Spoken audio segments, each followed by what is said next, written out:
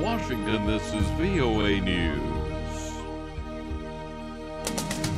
I'm Steve Norman reporting. President Trump has marked his 100th day in office by saying he had profound changes. He had brought those to Washington. He spoke late Saturday in the state of Pennsylvania, one of the states that helped him get elected. Make no mistake, we are just beginning in our fight to make America great again. That phrase was a hallmark of Mr. Trump's presidential campaign. In fact, there were many moments in the Saturday speech when he sounded like he was back on the campaign trail, like when he spoke about the news media. Let's rate the media's 100 days. Should we do that? Should we do it? Because, as you know, they are a disgrace. According to a Morning Consult poll, more than half of Americans say the media is out of touch with everyday Americans, and they've proven that. At about the same time, protesters in the crowd held up Russian flags with the name Trump on them. Mr. Trump applauded law enforcement for removing the protesters and went on to tout his 100 days of accomplishments, including the appointment of a new high court justice, proposals to cut taxes, and efforts to keep Islamic terrorists from coming into the country. The Russian opposition movement, founded by exiled Kremlin critic and oligarch Mikhail Khodorkovsky, protested President Vladimir Putin in 32 cities, despite the fact that authorities had banned the movement and declared it illegal.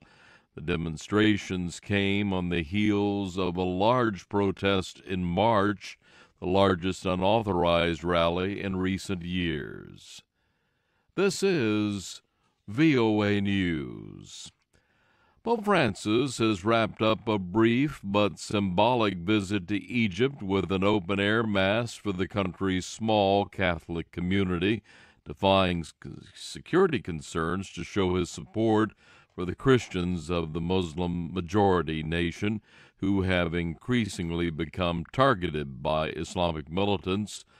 On the plane flight back to Rome, the Pope spoke about tensions between much of the world and North Korea, which continues to test ballistic missiles and make progress with its nuclear agenda in violation of UN resolutions. Un lavoro di risolvere I problemi sulla strada della The Pope warned that a good part of humanity will be destroyed if tensions with North Korea escalate, and he's calling for diplomacy and a revived United Nations to take the lead in negotiating a resolution. An American woman convicted of espionage in China and held without a trial for 2 years is back in the U.S.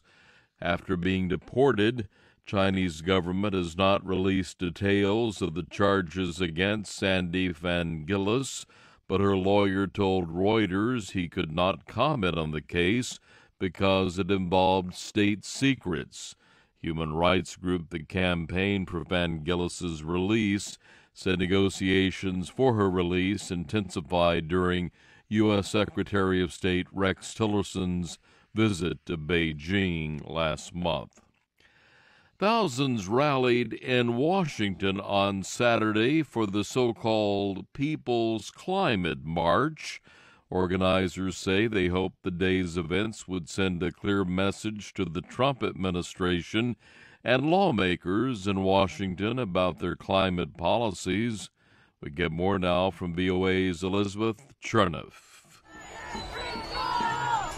Under a blazing sun, concerned citizens took to the streets of Washington, marching down Pennsylvania Avenue toward the White House, protesting against the Trump administration's stance on climate change.